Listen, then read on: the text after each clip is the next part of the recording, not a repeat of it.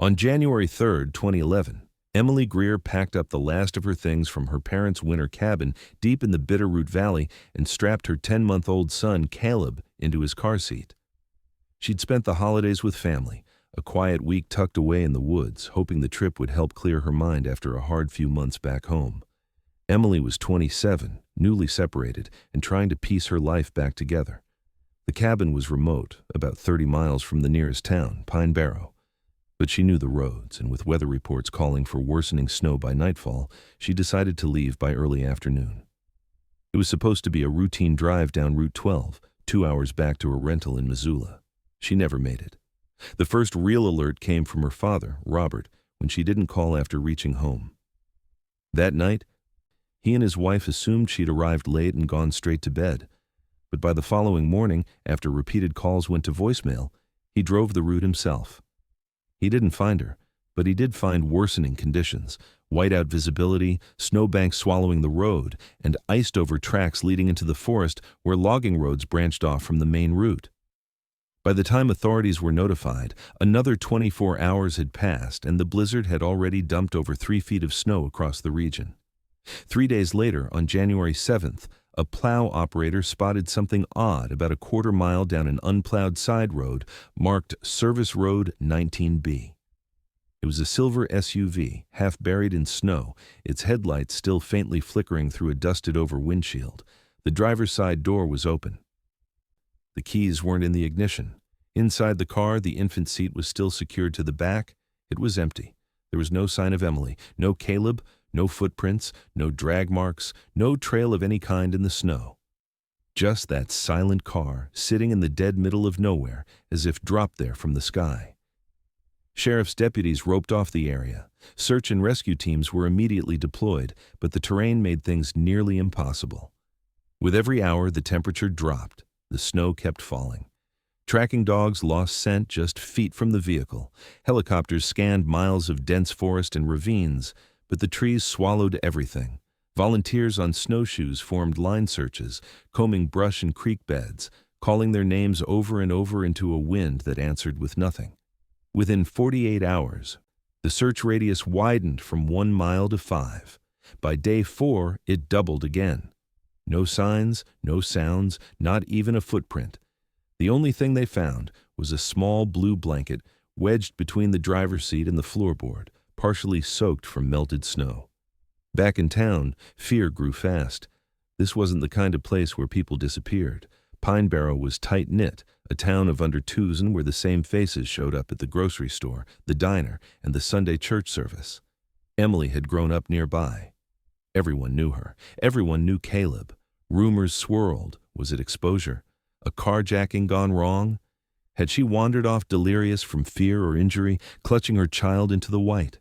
Some even whispered darker things. Abduction, foul play, something hidden. But the storm didn't leave much room for certainty. It had buried everything. Detectives examined the vehicle. There were no signs of forced entry, no broken glass. The passenger door was locked, Emily's phone wasn't found, and her purse was missing. The heater had been off, the gas tank was over half full, and oddly, the battery had completely died, even though it had reportedly been serviced just weeks earlier. The tires showed no signs of sudden braking or swerving, no mud splatter, no signs of an off-road detour. It looked as if the car had been parked there gently, deliberately, and then left. Family and friends flooded social media with photos and pleas. Flyers were stapled to telephone poles. The news picked up the story. Mother and infant missing in Montana blizzard. But coverage faded as the days dragged on, and no new clues surfaced. Investigators froze in place, staring at a car that held no secrets in a landscape too cold and too wild to give up answers quickly. By week's end, the official line was tragic but vague. Mother and child likely perished in the elements, bodies lost beneath snow and terrain too hostile to yield them. But even that theory failed to explain the SUV's location. The road she'd been found on wasn't on the way to Missoula. In fact, it was nearly 7 miles in the opposite direction. Authorities chalked it up to panic or poor navigation in blinding snow, but those who knew Emily weren't so sure. She wasn't reckless. She didn't take risks. Something was off. And as January gave way to February and search teams were gradually pulled out, one quiet truth remained. The car had been found, but Emily and Caleb had not. And until the snow melted or someone talked, the blizzard would keep their secret hidden a little longer. The morning after the SUV was found, the search entered a new phase. By then, the blizzard had finally relented, leaving behind a brutal landscape of packed snow, splintered tree limbs, and frost-bitten silence. Emergency response teams from 3 neighboring counties joined in. The sheriff's office worked alongside Forest Service agents, National Guard units, and over 200 civilian volunteers, all focused on one goal: finding Emily Greer and her baby. Helicopters lifted off before sunrise, their heat sensors scanning treetops and ravines. Ground teams worked in gridded sweeps mile by mile, armed with poles, GPS trackers, and emergency gear. Drones buzzed overhead, mapping every visible crevice along the narrow, winding service road where Emily's vehicle had been found. Cell tower data narrowed the search perimeter slightly. Emily's last known phone signal had pinged a tower northeast of Pine Barrow, placing her near a logging spur called Campton Ridge. It was a rugged snow-drifted strip of forest with no active homes and only a few abandoned cabins left from decades-old ranger operations. The road to that area was steep and completely unplowed at the time, which raised another question: how had Emily's SUV even reached that depth in the storm? Investigators speculated she may have been following an outdated GPS route, or perhaps she turned off to avoid something or someone on the main road. Either way, where she went after stopping the car remained a mystery. The search radius centered around Campton Ridge, but soon spread across a 25-square-mile area, some of it impassable even on snowmobiles. Search dogs were deployed, experienced animals, many of them trained in avalanche and wilderness recovery. They were lowered by helicopter and guided by handlers on snowshoes. But each time they were brought near the SUV, they paced in circles, sniffed the air, and sat down. No trail, no scent, no direction. The snow had simply erased everything. Near the back seat, searchers found only a few stray fibers and Caleb's soft blue blanket crumpled between the seats. On the dashboard, resting near the cracked defroster vent, was Emily's silver necklace, the chain snapped in 2. That detail unsettled investigators. If the car had been abandoned peacefully, why was the necklace broken? And why hadn't either door been locked? Inside the vehicle, the temperature gauge had long gone dead, and the interior had partially frozen. No signs of a struggle, no blood, no scattered belongings. Just cold silence. The baby bag, phone, and purse were gone. Investigators looked for tire tracks nearby that might suggest another vehicle had been present, but melting and refreezing cycles had destroyed any definitive impressions. Satellite images from the day of the storm were too clouded to be of use. Every lead seemed to collapse into the same dead end: a parked vehicle, an empty seat, and untouched snow. Emily's husband, Eric, was brought in again for questioning. Detectives probed inconsistencies in his original statements, looking for any crack that could explain why his wife had diverted off the main road. He claimed he hadn't spoken to her that day. He'd been at work until evening, with security footage and timestamps to support his alibi. He appeared shaken, exhausted, even cooperative. But when asked about Emily's mental state, he hesitated. He admitted she'd been overwhelmed since the separation, that she sometimes had trouble sleeping, that she was afraid of being alone. He told investigators she'd mentioned feeling watched at times, though he dismissed it as anxiety. When asked if she would ever harm herself or the baby, his answer was immediate: no, never. By day 4 of the search, the media had arrived. National news stations set up cameras in the town center, hoping for a breakthrough. But there wasn't one.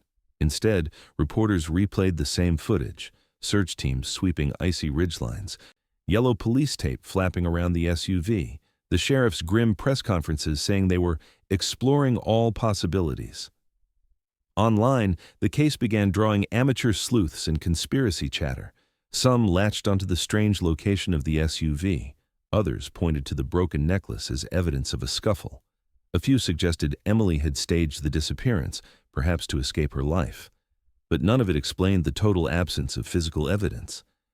The town of Pine Barrow held a candlelight vigil outside the sheriff's substation.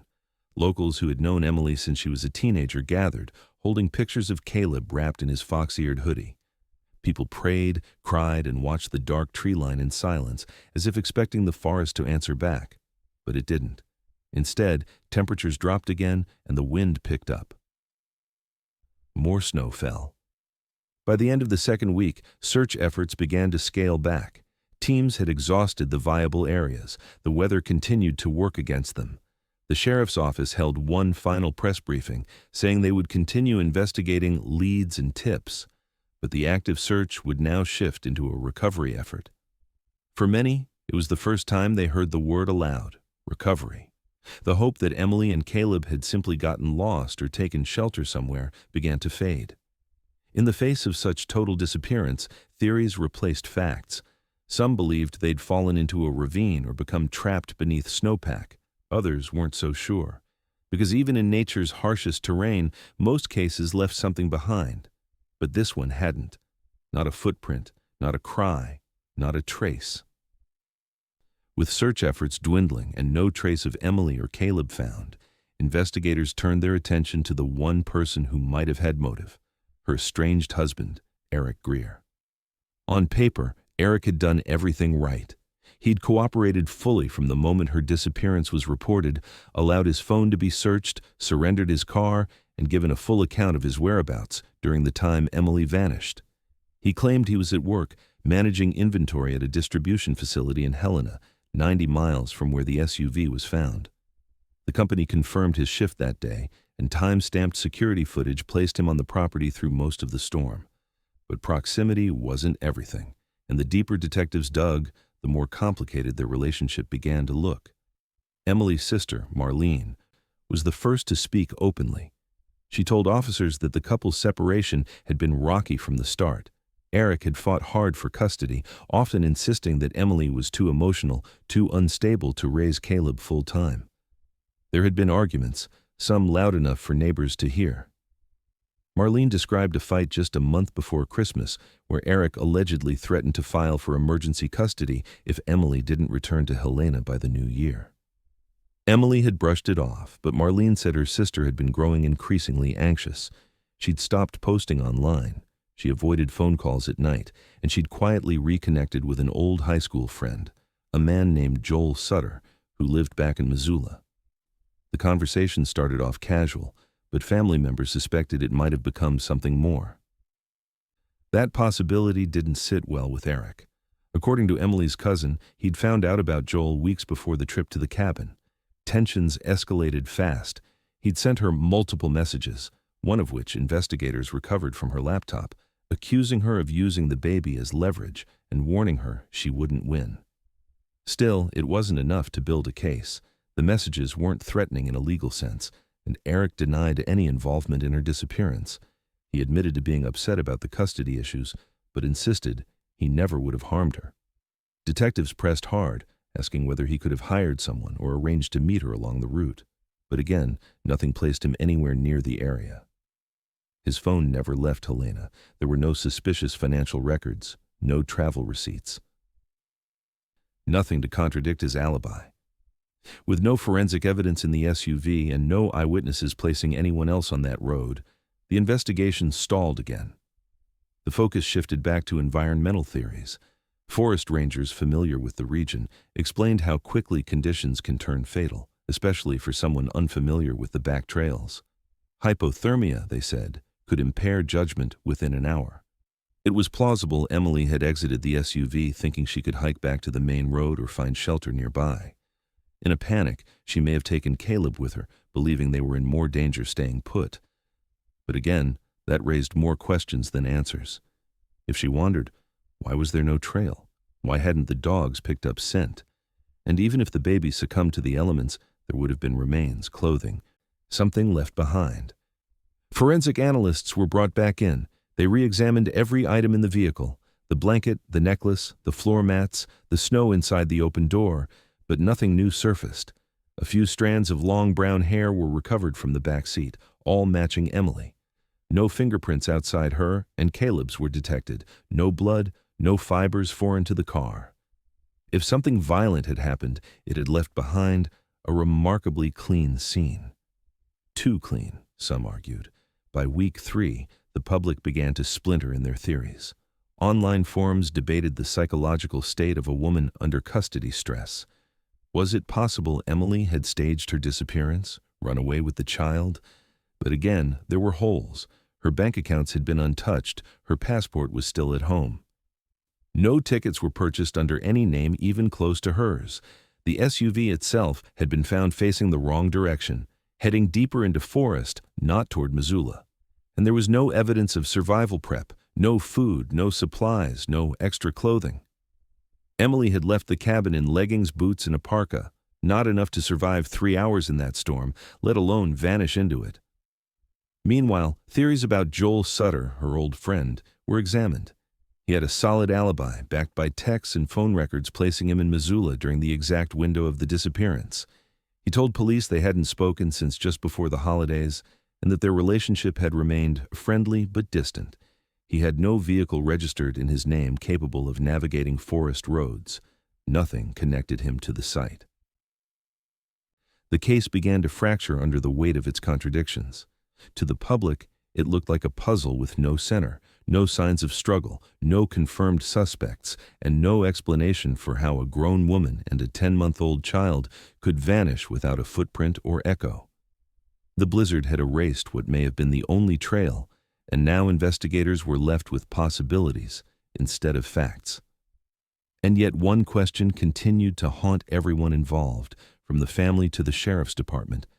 If Emily had wandered off, with or without Caleb, why was only her necklace left behind, broken, deliberate, and resting on the dash like a message nobody could read? In the weeks following the failed ground search, investigators clung to the one thing that sometimes offers clarity in a case gone silent: tips. By mid-February 2011, the sheriff's office had received over 140 public leads, many of them vague, some outright delusional. But a handful rose above the noise. One came from a forest maintenance worker who claimed to have seen a woman walking alone near the Cedar Ridge Ranger outpost, located nearly 30 miles northeast of where Emily's SUV had been discovered. He remembered the date clearly. It was January 4th, the day after the storm's peak. The woman, he said, looked cold, dazed, and was wearing dark clothing.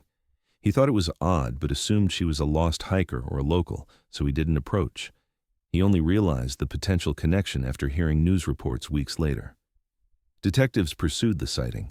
They brought in thermal satellite imagery from that day and cross-referenced foot traffic logs at the outpost. There was no confirmation. No security footage, no fresh prints preserved. The terrain was so remote that even if someone had made it there, it was unlikely they'd leave any trace days later. A second tip came from a truck stop in Redmond, Idaho, more than 200 miles south. A clerk there swore she'd seen a woman matching Emily's description with a baby strapped to her chest, asking about bus routes. Surveillance footage was pulled, but the woman's face was obscured, the timestamp blurry, and no usable license plate captured.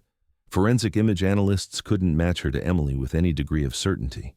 The tip, like the others, was logged, filed, and left hanging in uncertainty. The randomness of these reports only deepened frustration. Theories now spiraled in all directions. Some argued Emily had panicked, abandoned her vehicle, and succumbed to the elements. Others believed she may have been picked up by someone, possibly the wrong person, along that logging road. A few believed the entire disappearance was staged, pointing to the SUV as evidence. Investigators decided to take another look at the vehicle. A full forensic re-examination was ordered in late March, with the SUV transported to a lab in Missoula. What they found shifted the tone of the case. First, the battery. Technicians confirmed it hadn't died naturally. The cables had been physically disconnected, not severed or corroded, but cleanly detached from the terminals. This was unusual. Emily wasn't known to be mechanically inclined, and there was no logical reason for her to disconnect a battery in the middle of a snowstorm, especially while traveling with a child. That detail caught everyone off guard. It suggested either someone else had tampered with the car or Emily had done something completely irrational. Second, the seat settings. The driver's seat had been pushed unusually far back, more than what investigators expected for Emily's height. Initially overlooked, this detail took on more weight and context. Was it adjusted by someone else? or simply shifted from climbing in with winter boots. They couldn't be sure, but combined with the battery issue, the profile began to blur. Third, the dashboard necklace. When investigators re-examined it under magnification, they noted something strange. The clasp hadn't simply snapped. It appeared to have been pulled apart with force. It was a delicate silver chain, the kind that would break under tension, but there were slight bend marks on the links consistent with pressure from fingers. If it was torn off during a confrontation, that could imply a struggle. But if Emily had ripped it off herself, what had she been reacting to? Back at square one, detectives mapped out every route Emily could have taken, every detour, every possible stop between the cabin and the SUV's final location. None of the trails led to answers. The snow had made all of them irrelevant within hours of the event. Eric, her husband, remained under quiet surveillance, but his digital footprint and movement log still offered no connection to the disappearance. He had passed every polygraph and showed no signs of financial or emotional preparation for foul play. To shake loose new information, the sheriff's office held a press conference in April. They released previously undisclosed details to the public, including the service road name, the battery findings, and a request for anyone who had been in the area between January 2nd and 4th to come forward. They hoped to generate movement. Instead, the calls that came in were even stranger. One claimed Emily had run off to join a survivalist commune. Another insisted she'd been seen boarding a ferry in Washington state under a false identity. None checked out. Investigators also reviewed the original GPS data pulled from Emily's SUV. While most of the logs were consistent with her known travel patterns, there was a single anomaly, an 11-minute period of inactivity about 2.6 miles before the vehicle turned onto the logging road. The car had been stopped, engine running, no doors opened, and then resumed. No one could explain why. Was she pulled over, waiting for something, or someone? Was she lost? Did she hesitate at a crossroads she didn't fully recognize? Months passed, spring arrived, and snow began to melt, but still no sign of remains, no footprints preserved beneath the thaw, nothing to confirm or dismiss the various theories. The woods gave up no secrets, and without a body, the case hovered in a limbo where speculation outpaced evidence. Some detectives began to suspect she'd been lured or coerced off the main road. Others still believed she had become disoriented, made a fatal misjudgment, and had simply wandered into a part of the forest they hadn't yet found. But then came a final, chilling theory that began gaining quiet traction behind closed doors. What if Emily hadn't wandered at all? What if she never left the SUV on her own terms? What if someone else had been in that car and had made sure whatever happened next would never be traceable? By the time the one-year mark approached, the search for Emily Greer and her son had shifted from urgency to ritual. The urgency that once drove hundreds of people into the snow had settled into something quieter, more private, a need for answers, or at least for proof that something, anything, remained. With law enforcement resources stretched and the case unofficially frozen, Emily's parents took matters into their own hands. In early January 2012, they hired a private search team out of Missoula, former SAR operatives, trackers, and a retired K-9 handler who had worked similar cases in the Rockies. The team studied topographic maps, weather records, and retraced the narrow corridors near Campton Ridge.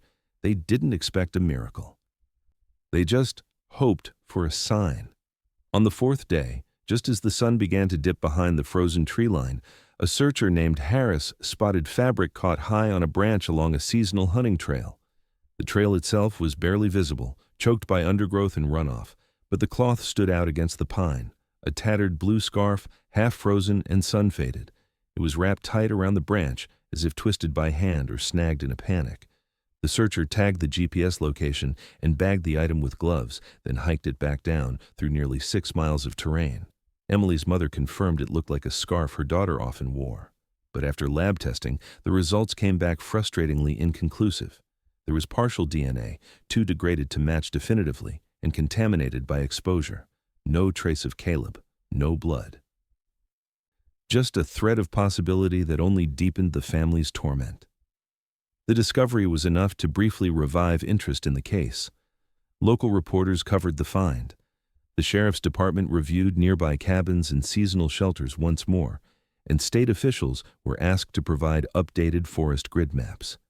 It was during this renewed attention that a new rumor began to take hold in Pine Barrow, one not entirely new, but now given weight by silence. The rumor was simple. She didn't get lost. She was taken. Whispers began to surface about off-grid cabins buried deep in the Bitterroot backcountry. Not the hunting shacks marked on maps, but hidden structures built by survivalists, recluses, or people wanting to disappear. Residents of nearby towns claimed to know of men who lived beyond the roads, rarely came into town, and were hostile to outsiders. One hunter claimed to have once stumbled on a makeshift outpost while tracking elk. He'd seen tarp, smoke, and a warning sign carved into a tree, but backed away without going closer. Another local mentioned a former logging foreman who used to tell stories of squatters near the ridge who watched more than they spoke. None of these accounts led to a verifiable location, but in a region with thousands of square miles of forest and no surveillance coverage, the possibility wasn't dismissed. Still, even the abduction theory had holes. If she had been taken by a stranger or someone known to her, why leave the car behind? Why disconnect the battery? And how could someone move two people, one a 10-month-old child, without leaving a single trace, even in deep snow? Some detectives began leaning toward a darker, more internal possibility: postpartum psychosis. They noted the stress Emily had been under: separation, single parenting, custody threats, isolation. There were no documented signs of a mental health break, but experts pointed out that such conditions can emerge suddenly. A psychotic episode could, in theory, explain erratic decisions, even delusions. Could she have believed she was in danger when she wasn't? Could she have taken the child and walked into the forest willingly? Her family rejected the idea outright. Emily, they said, was exhausted, yes, but lucid, protective, steady. Her father described her as sharp-eyed, like someone watching for trouble all the time. Her sister said Emily kept lists of everything: bottle schedules, emergency contacts, grocery items down to the ounce. She wasn't the type to snap, but the theory lingered. In absence of facts, even the painful ideas find footing. As the first anniversary passed, a memorial was held outside the Pine Barrow courthouse. Candles were lit. A photo of Emily and Caleb, taken just weeks before they vanished, sat framed beside a stack of flyers, new ones, not yellowed from time. Her parents stood together, arms linked, offering thanks to those who hadn't forgotten. A few people approached afterward with new stories, sightings, or suspicions. Most were too vague to follow up. Others mirrored earlier dead ends. The sheriff's department logged them all, knowing full well they led nowhere. What remained was a case that felt increasingly like a trap. Every theory explained one part and contradicted another. If she'd died of exposure, where was the child? If she'd been taken, how had it been pulled off without noise, prints, or evidence? If she'd fled, why no trail? Why leave behind a warm vehicle in a deadly storm with no gear, no food, and no obvious direction? The silence of the forest became its own kind of torment. It hadn't spoken once in 12 months. And with no new witnesses, no new data, and no remains, it seemed less like the wilderness had hidden her, and more like it had swallowed her completely. By 2025, Emily Greer's name had faded from headlines, but not from memory. In Pine Barrow, her disappearance was still mentioned in passing, at church potlucks, in whispered conversations near the grocery store exit, or among parents who glanced at the missing persons flyer still tacked to the community board. It had become part of the town's quiet folklore, not unlike a ghost story, but heavier, more personal. Not everyone talked about it, but everyone remembered. 14 years had passed without a trace of Emily or Caleb. No confirmed sightings, no remains. The SUV, long since released from evidence, sat rusting in a sheriff's department impound lot behind a locked chain-link fence, a symbol of everything the investigation hadn't solved. Then came the podcast. In January 2025, a true crime podcast based out of Spokane released a special 3-part series called Whiteout: The Vanishing of Emily and Caleb Greer. It included interviews with surviving family, former law enforcement, forensic analysts, and cold case experts. The production was careful and quiet, not sensationalized but methodical. It walked through the timeline, the storm, the SUV, the forensic dead ends. It reached a new audience, one unfamiliar with the case, and within weeks, it began trending among true crime circles. More importantly, it stirred something in people who had been there. Among them was a former volunteer named Dale Harbin, now 62, who had joined the initial 2011 search effort on the fourth day. He had no law enforcement background, just a love for hiking and decades of experience in the Bitterroot Wilderness. Dale had hiked with one of the early perimeter teams northeast of Campton Ridge, scouting terrain near old hunter trails. When he heard the podcast mention that the SUV had likely been parked for hours before being found, a memory resurfaced, one he'd pushed aside at the time. During his sweep, Dale had passed a structure. It was a cabin, nothing unusual in itself, but what stood out was the thick "No Trespassing" sign bolted to the door, the metal hinges rusted and patched with snow. The windows were boarded. It looked abandoned, or at least out of season, but he remembered seeing a thin stream of wood smoke curling from the chimney. It struck him as strange. In the middle of a blizzard, when every structure should have been buried and every trail iced shut, that one cabin had signs of life. But he'd been told not to disturb private properties during the search. The assumption was that it belonged to a local hunter or seasonal occupant. His team marked the location and moved on. No one followed up. The podcast jolted him. He realized that detail, the smoke, had never been reported. It hadn't been in the police logs or mentioned by anyone else. So he called the sheriff's office. The cold case unit pulled up the original 2011 perimeter maps. Dale described the trail, the ridgeline, the turnoff that curved along the eastern slope above Campton Creek. After some triangulation, they found it. The property, recorded under a defunct LLC, had been transferred multiple times. The original owner, a man named Wallace Keene, had died in 2019 of heart failure in a small town 3 hours away. Wallace had no immediate family, no heirs, and little public footprint. The cabin itself had gone untouched for years, still standing, still remote, and still legally unclaimed. The revelation sparked new interest. Investigators secured a warrant and prepared to access the site. Before that, they made calls, first to the county assessor's office, then to nearby land management services. No records showed the cabin ever being formally registered as a residence.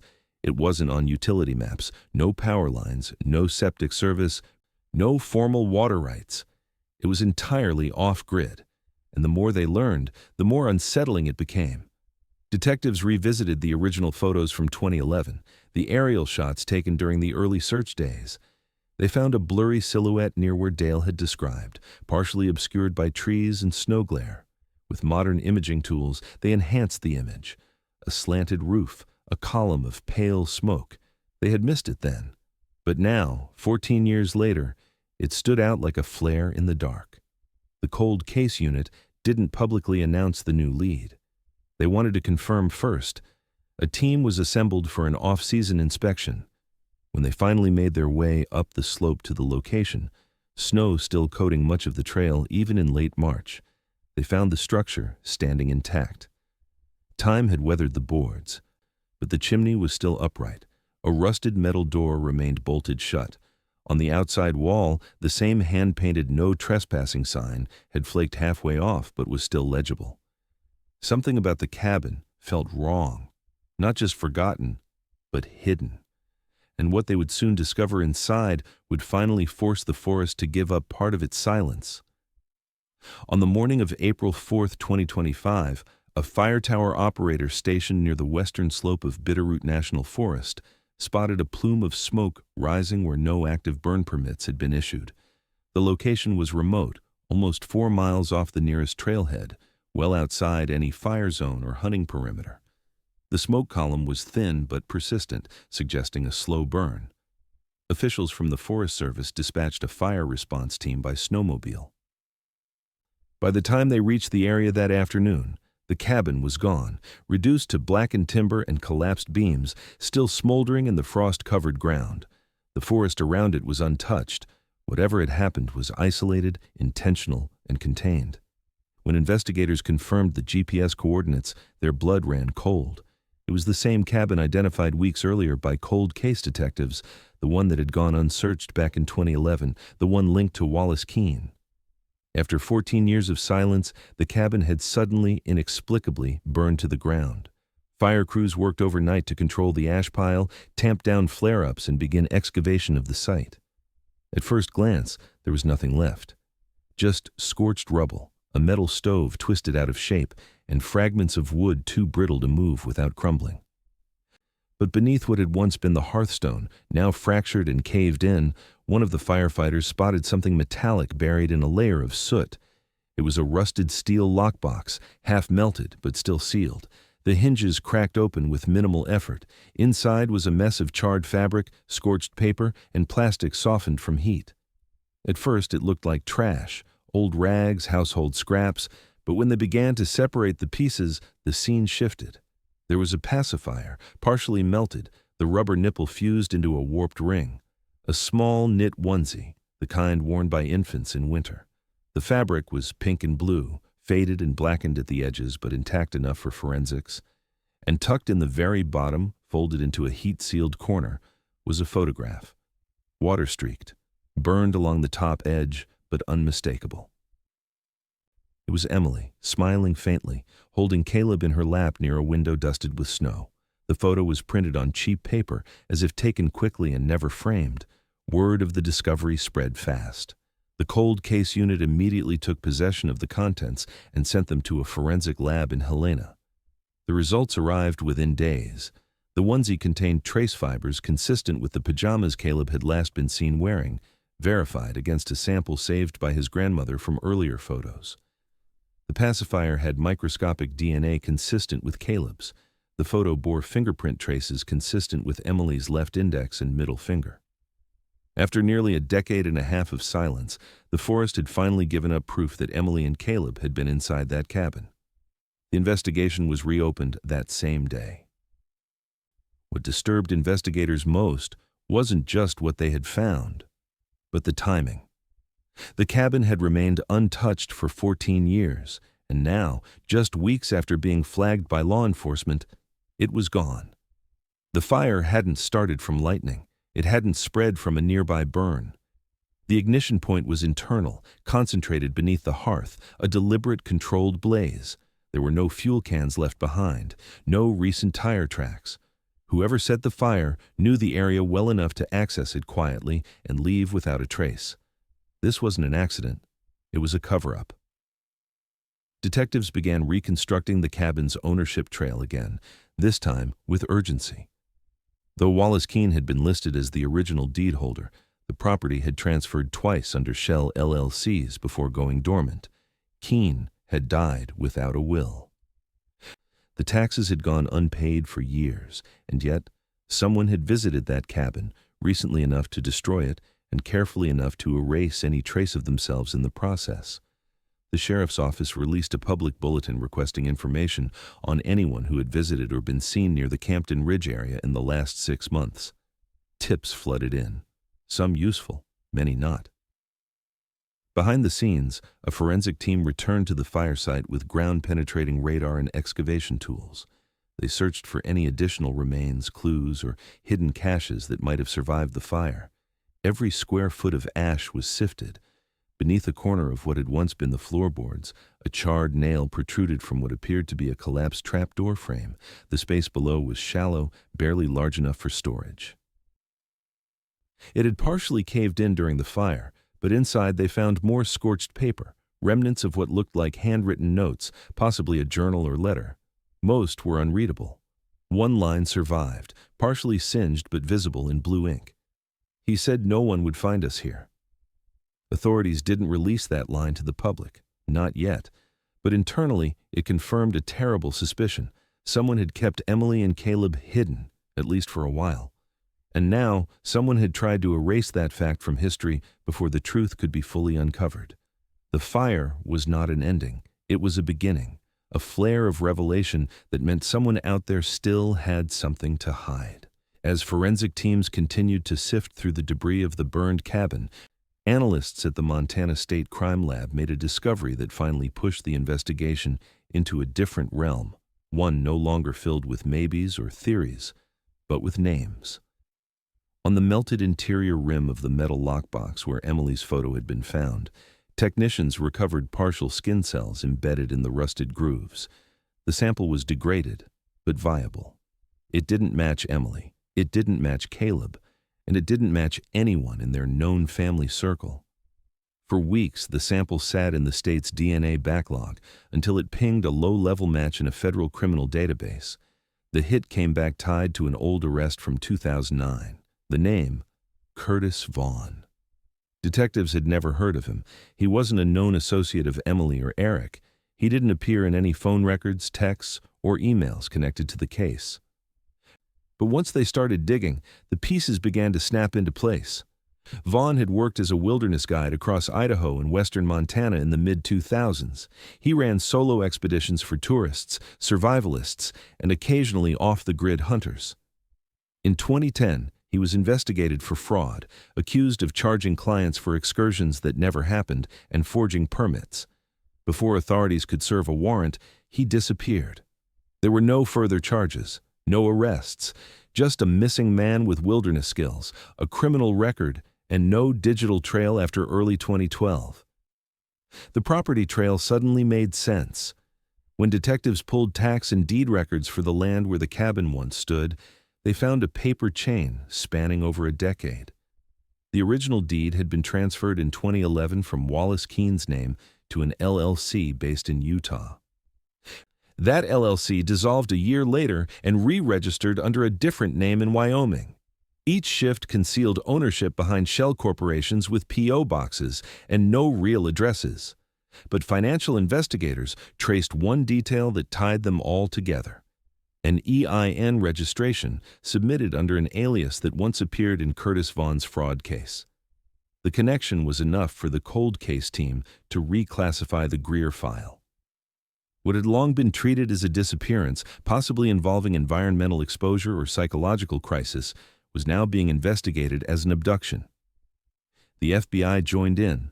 Vaughn was placed on a federal watch list, and investigators began assembling a profile that had been missing for 14 years. Vaughn's background, once uncovered, painted a chilling picture. Raised in rural Montana, he had a reputation for being intelligent but volatile. Former employers described him as hyper-capable but off, someone who could vanish into the forest for days without a map and return without a scratch. He had no known family. His last recorded address was a remote trailer near Salmon, Idaho, where he lived under a different name. In 2012, just months after Emily's disappearance, that trailer was found empty. A neighbor reported seeing a man load up a pickup truck and leave late at night with no notice. The license plate was never recorded. The case went cold. Until now. Detectives pulled every scrap of documentation tied to Vaughn's alias network.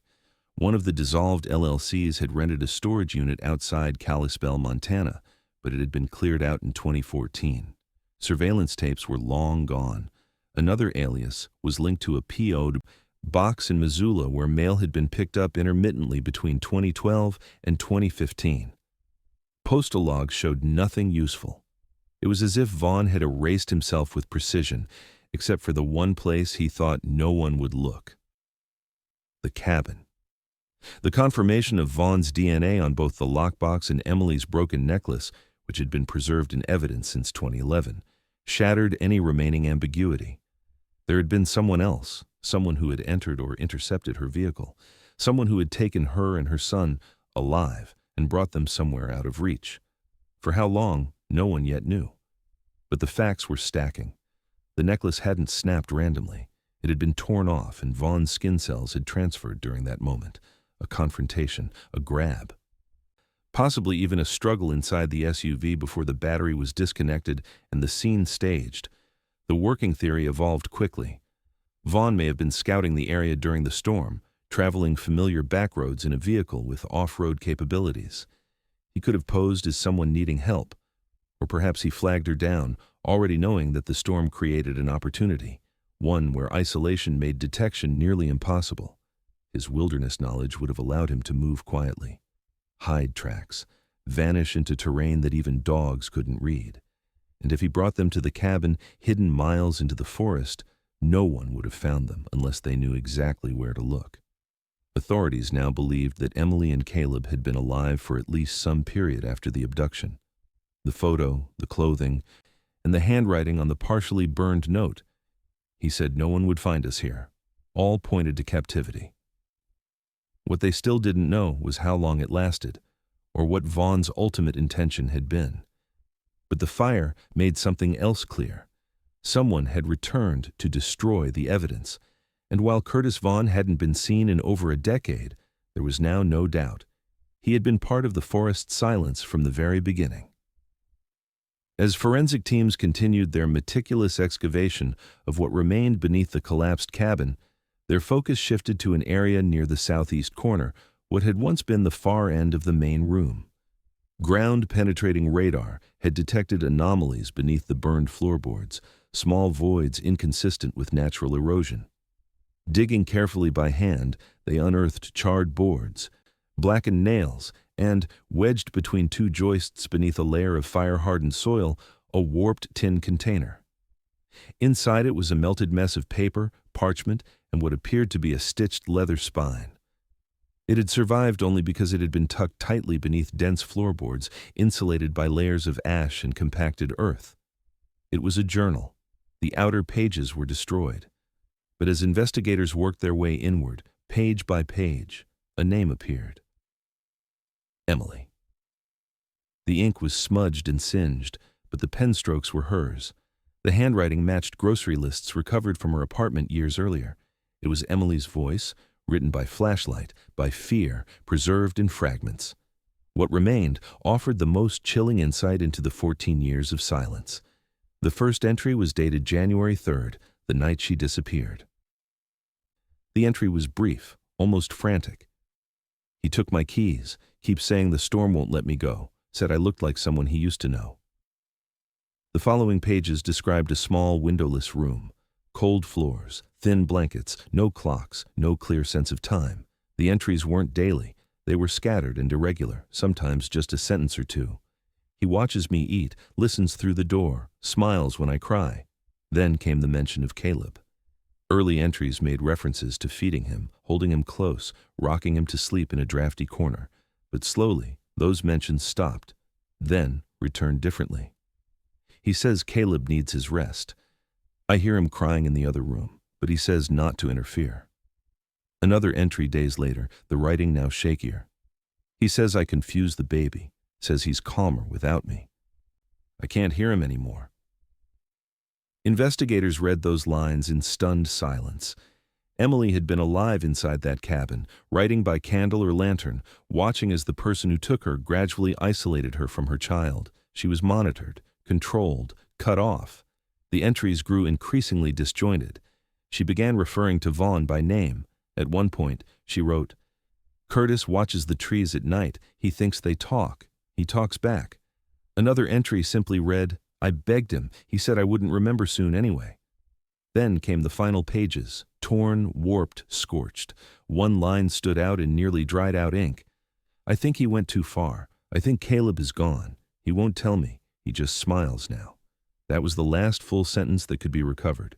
The next few pages were illegible, their ink bubbled and blurred by heat and time. The journal ended with a page half-ripped, partially burned, but with two words still visible near the edge of the paper. So cold. Forensic teams were silent as they cataloged it. They knew what it meant. Emily had been alive for at least days, more likely weeks, after the world believed she had vanished. Caleb had been kept somewhere within the same structure, just beyond her reach. And whatever happened to him, it had broken something in her that final entry couldn't fully express. While the journal was being analyzed, excavation crews working just feet away near the back corner of the foundation hit something dense. It wasn't stone, it wasn't metal. Beneath a layer of collapsed beam and broken brick, they found fragments of bone, scorched but intact enough for identification. Dental records confirmed what everyone already feared. It was Emily. Her remains had been buried just beneath the foundation wall, compacted under ash and fire-hardened soil.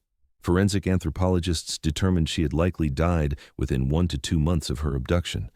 There were signs of malnutrition, signs of confinement, no major trauma that could be confirmed post-fire, but indications that death may have come from hypothermia, dehydration, or neglect. No other human remains were found nearby. No trace of Caleb. The discovery brought devastation to those who had waited 14 years for resolution.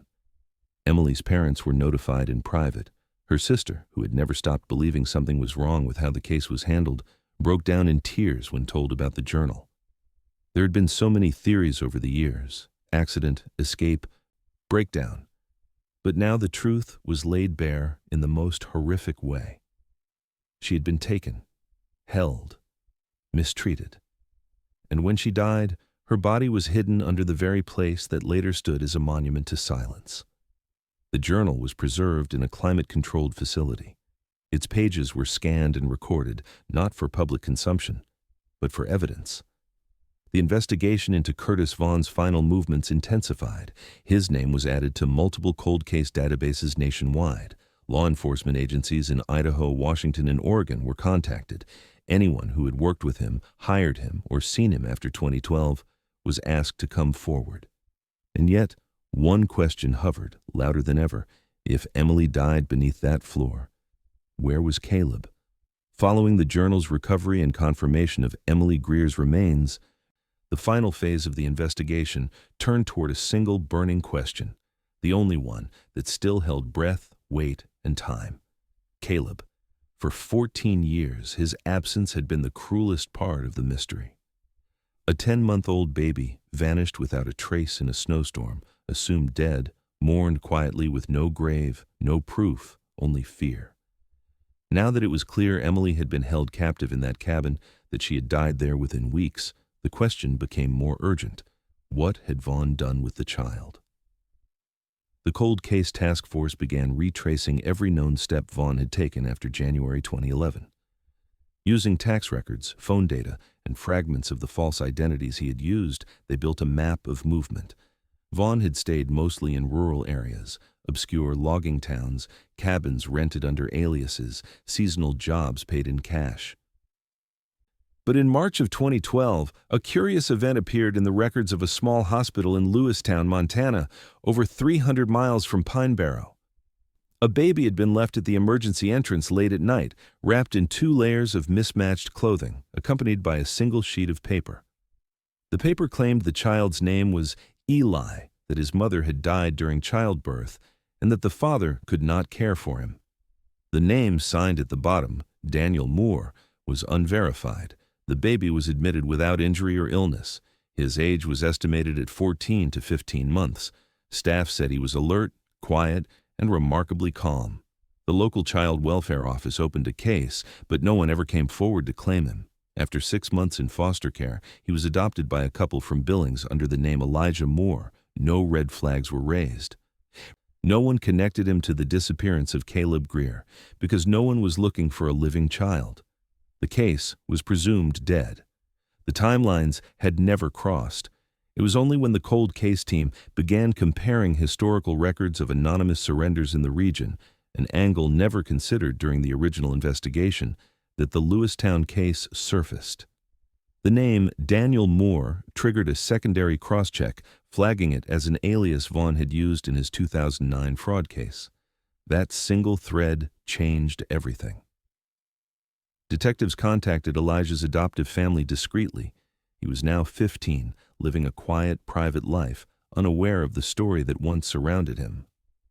When approached, his parents were stunned, but cooperative. A DNA test was performed under sealed orders to avoid media exposure. The results were definitive.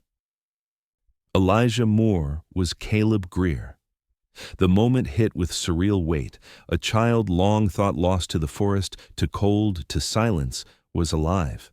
Had been living a full life, school, friends, memories, entirely unaware of the storm that had taken his mother. He'd been raised well, his adoptive parents loving and attentive. But now the truth had arrived, and it came with gravity none of them were prepared for. Caleb was informed gradually through therapy and counseling, guided not by law enforcement but by professionals trained in trauma recovery. He was told about Emily, who she was, what had happened, and how much she had fought for him. He was told that she hadn't abandoned him, that she had never stopped protecting him even in her final days. His reunion with Emily's family took place quietly, behind closed doors. There were no cameras, no reporters, only photographs that captured tearful embraces and long silences. Caleb met his grandmother, his aunt, the cousins who had grown up with only a photo of him on the mantel. He asked questions, some easy, some impossible. Why did Vaughn let him go? Why did he survive when Emily didn't? No one could answer fully. But the journal helped. Her final entries made it clear that she had sensed Caleb slipping away, that Vaughn had isolated him. And perhaps in his own fractured way, Vaughn had tried to give Caleb a life. Or perhaps guilt drove him, or fear, or some unreadable impulse we'll never fully understand. Vaughn's story ended in 2017 in Spokane, Washington, when he was struck and killed in a hit-and-run accident while walking along a rural highway under a different name. The case was never solved. He carried the final missing pieces with him, how he found Emily, why he took her, and why he chose to keep the child alive. For all the horrors he inflicted, his actions in Caleb's infancy had preserved the boy's life, even if everything else was stolen.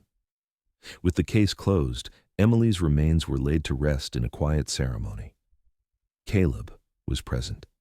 He stood beside the headstone, bearing a name he was just beginning to know as part of himself.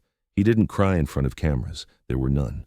But later in private, he asked for one thing, the photograph found in the lockbox, the one with her holding him by the snowy window before everything went wrong. He wanted to keep it. In the end, the case was solved, not by confession, not by a witness, but by a trail of ash, paper, and DNA. Emily's story closed with answers that explained everything, except how to make peace with the time lost. Caleb would move forward, now with the truth, the silence broken, but the cost of that truth would remain etched forever in snow, in wood smoke, and in the burned outline of a cabin that stood too long before anyone noticed it was hiding a grave.